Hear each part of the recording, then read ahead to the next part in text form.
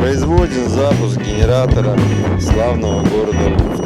Автоматика. Подсоединили кабеля соответствующим разъемом. Разъем здесь, разъем здесь. Не забываем включить автомат. Опускаем кнопку стоп. Делаем сброс. Происходит запуск.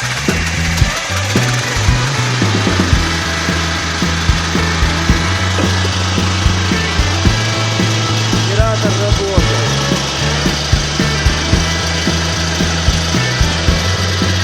Останавливаем. Запускаем.